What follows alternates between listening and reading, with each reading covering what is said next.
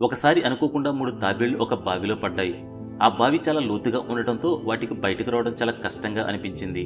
అవి బావి నుండి బయటికి రావడానికి ప్రయత్నిస్తున్నప్పుడు బావి పైన ఉన్న మరో 2 తాబేళ్లు ఆ బావిలోకి తొంగి చూసి, ఈ బావి చాలా లోతుగా ఉంది, మీరు ఎంత ప్రయత్నించినా బయటకు రాలేరు, కాబట్టి కష్టపడడం వృధా అని చెప్పాయి. అది విన్న ఒక తాబేలు, వారి మాటలు ఖచ్చితంగా నిజమే, ఇంత లోతైన బావి నుంచి మనం బయటకు రావడం అసాధ్యం అనుకుని ప్రయత్నించడం మానేసింది. ఆ తాబేలు కేవలం బావిలో ఒక మూలను కూర్చుని మిగిలిన జీవితం గడిపేందుకు సిద్ధమైంది.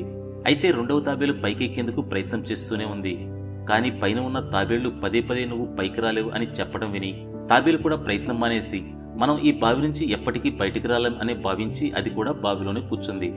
ఇక 3వ తాబేలు పైనున్న ఆ 2 తాబేళ్ల మాటలను పట్టించుకోకుండా బావి నుంచి పైకి ఎక్కేందుకు కృషి చేస్తూనే ఉంది. పైన ఉన్న తాబేళ్లు, నువ్వు వృధా ప్రయత్నం చేస్తున్నావు, ఈ బావి నుంచి బయటికి రావటం అసాధ్యం, మిగిలినవి ఎలా ప్రయత్నం మానేశాయో నువ్వు అలాగే ఆపేయాలని చెప్పినా అది వినకుండా ప్రయత్నించసాగింది.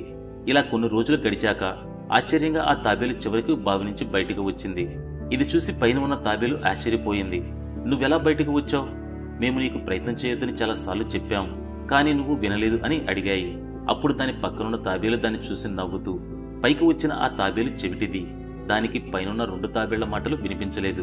అయితే ఆ తాబేలు వాళ్ళు తనను ఎంకరేజ్ చేస్తున్నారనుకుని మరింత కష్టపడి ప్రయత్నం చేస్తూనే ఉంది.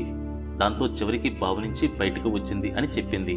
ఈ కథ మనకు ఒక గొప్ప పాఠం నేర్పుతుంది. మన జీవితంలోనూ ఇలాంటి పరిస్థితులు చాలా ఉంటాయి. మనం ఏదైనా పెద్ద లక్ష్యాన్ని చేరుకోవాలని చూస్తే చుట్టూ ఉన్నవాళ్లు మనం చేయలేమని, అది సాధ్యం కాదని చెబుతుంటారు. వాళ్ల మాటలు విని మనం మధ్యలోనే ఆగిపోతే ఆ లక్ష్యాన్ని చేరుకోలేం. కానీ ఇతరుల మాటలు పట్టించుకోకుండా మన లక్ష్యంపై పూర్తిగా దృష్టి పెట్టి కష్టపడి ప్రయత్నం చేస్తే ఏదైనా సాధ్యమే.